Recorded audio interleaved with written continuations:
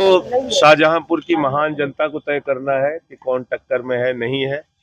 हम लोग तो ऐसे बहुत सारे दौर से गुजर चुके हैं जब आम आदमी पार्टी को कभी कोई कुछ गिनता नहीं था। 10 साल में राष्ट्रीय पार्टी बनाने का गौरव इस देश की जनता ने दिया है। तो मैं समझता हूँ लोकतंत्र में असली मालिक जनता है। वो तय करेगी कि कौन चुनाव जीतेगा है हारेगा। मैं एक ही बात कह सकता हूँ कि जिस तरीके से यहाँ पर कुचक्र रचा जा रहा है भारतीय जनता पार्टी के द्वारा, पूरे चुनाव को गलत दिशा में ले जाने की कोशिश की जा रही है, वो ठीक नहीं है लोकतंत्र के लिए। दूसरे दलों को तोड़ना, ये करना। एक बात और मैं बता दूं कि पिछले 1 साल से आम आदमी पार्टी लगातार इस चुनाव के लिए तैयारी कर रही है।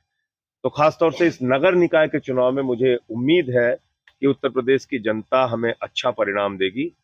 एक मौका मोदी जी को लोगों ने दिया, एक योगी जी को दिया। ये शहरों की सफाई का काम है, मैं कह रहा हूँ ये झाड़ू वालों को दे दीजिए। एक छोटी सी सरकार हमें भी दे के देखिए, हम अच्छा काम करके दिखाएंगे। सुमन वर्मा जी हमारी यहाँ से कैंडिडेट हैं। उनका उनका परिवार एक बहुत अच्छा सक्षम राजनीतिक परिवार रहा है यहाँ का, और मुझे उम्मीद है कि इनको अच्छी सफलता और हमारे पार्षदों को अच्छी सफलता इस चुनाव में मिलेगी। अभी इस पर कोई भी प्रतिक्रिया नहीं दूंगा। मैं ऐसा मानता हूं कि इस चुनाव में सत्ता पक्ष को आमतौर पे जो लोकल बॉडी के चुनाव होते हैं उसमें वो तीन तिकड़म लगा के फायदा लेते हैं।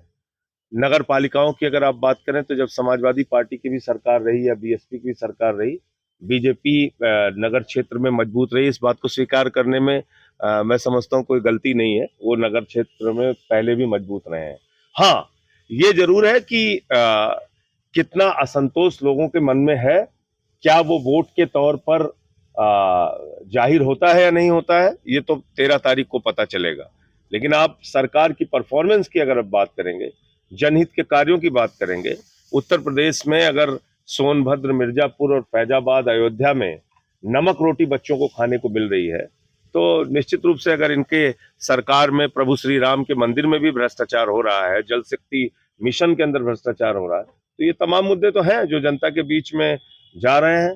लेकिन अब ये वोट में कितने तब्दील होंगे इनके खिलाफ, ये 13 तारीख को पता चलेगा। 17 सीट जीतेंगे या हारेंगे, या जितना बड़ा दावा बीजेपी का है वो सच साबित होगा कि नहीं होगा, ये आपको 13 तारीख को ही पता चलेगा। देखिए, मुझे लगता है कंफ्यूज होने की जरूरत नहीं है। और ये जो एक तरीका है वोट कराने का, जैसे आपका भी सवाल है कि मुस्लिम इस तरफ जा रहा है, हिंदू इस तरफ जा रहा है, इसको बंद करना होगा। इससे कोई फायदा नहीं है, कोई फायदा नहीं। नफरत की बुनियाद पे दुनिया का एक भी मुल्क आप मुझे बता दीजिए जो आगे बढ़ा हो, नहीं बढ़ सकता। मोहब्बत की बुनियाद पे दुनिया का कोई मुल्क आगे जा सकता है। और हम तो कहते हैं कि हम विश्व गुरु बनना चाहते हैं। तो विश्व गुरु बनना चाहते हैं तो हिंदू धर्म का मूल सिद्धांत है वसुदेव कुटुंबकम, पूरा विश्व हमारा परिवार है। जब पूरे विश्व को अपना परिवार भारत मानेगा तब हम विश्व गुरु बनेंगे। अब यही हम हिंदू, मुसलमान, दलित, पिछड़ा अगड़ा करते रहेंगे तो फिर कब हम आगे बढ़ पाएंगे। विश्व गुरु बनना है तो हिंदू धर्म का जो मूल मंत्र है वसुदेव कुटुंबकम, रामचरितमानस की जो हमारी चौपाई है, सब नर करहीं परस्पर प्रीति, इन दो सिद्धांतों पे हमें अपना जीवन बिताना पड़ेगा। अभी इस पर कोई भी प्रतिक्रिया नहीं दूंगा। मैं ऐसा मानता हूं कि इस चुनाव में सत्ता पक्ष को आमतौर पे जो लोकल बॉडी के चुनाव होते हैं उसमें वो तीन तिकड़म लगा के फायदा लेते हैं। नगर पालिकाओं की अगर आप बात करें तो जब समाजवादी पार्टी की भी सरकार रही या बीएसपी की भी सरकार रही, बीजेपी नगर क्षेत्र में मजबूत रही। इस बात को स्वीकार करने में मैं समझता हूँ कोई गलती नहीं है। वो नगर क्षेत्र में पहले भी मजबूत रहे हैं। हाँ, ये जरूर है कि कितना असंतोष लोगों के मन में है, क्या वो वोट के तौर पर जाहिर होता है या नहीं होता है, ये तो 13 तारीख को पता चलेगा।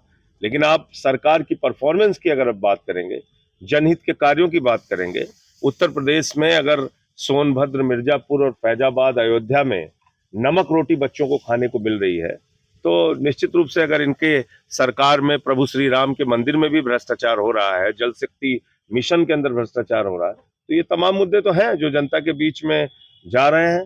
लेकिन अब ये वोट में कितने तब्दील होंगे इनके खिलाफ, ये 13 तारीख को पता चलेगा। 17 सीट जीतेंगे या हारेंगे, या जितना बड़ा दावा बीजेपी का है वो सच साबित होगा कि नहीं होगा, ये आपको 13 तारीख को ही पता चलेगा। प्रमुख मुद्दे रखे हैं हाउस टैक्स साफ, वाटर टैक्स माफ और शहर होगा साफ। मोहल्ला क्लिनिक बनाने का वादा हमने किया है, शौचालय बनाने का वादा किया है। तो खास तौर से हमारा पूरा ध्यान, जैसे एमसीडी में हमारा दिल्ली के अंदर प्रयास है कि कैसे आपका शहर साफ सुथरा रहे, और जो भूत भर्ती होती है, मतलब कि कागजों पे सफाई कर्मचारी हैं लेकिन उनका कहीं अता पता नहीं है, तो वो भूत भर्ती को भी पकड़ने का काम और उसके खिलाफ कार्रवाई करने का काम, और जो सफाई कर्मी हैं उनको उचित मानदेय मिले, इसकी व्यवस्था हम लोग करेंगे। तो ऐसे बहुत सारे मुद्दे हैं जो हमने इसमें रखा है। हाँ, एक बात जरूर है, योगी जी कह रहे हैं कि तीसरा इंजन हमें दे दो, तो एक इंजन मोदी जी का, एक योगी जी का, और तीसरा इंजन नगर पालिका नगर निगम वाला भी वही खुद के लिए मांग रहे हैं। मैं योगी जी से कहना चाहता हूं कि योगी जी, मोदी जी का जो इंजन है वो तो अडानी के लिए काम करता है। आकाश में चले जाइए तो जहाज अडानी का, जमीन पे आ जाइए तो एयरपोर्ट अडानी का, समुद्र में चले जाइए तो सीपोर्ट अडानी का, पाताल में चले जाइए तो कोयला अडानी का, गैस अडानी का, बिजली, पानी, सड़क, स्टील, सीमेंट, सब कुछ अपने गुजराती दोस्त को दे दिया।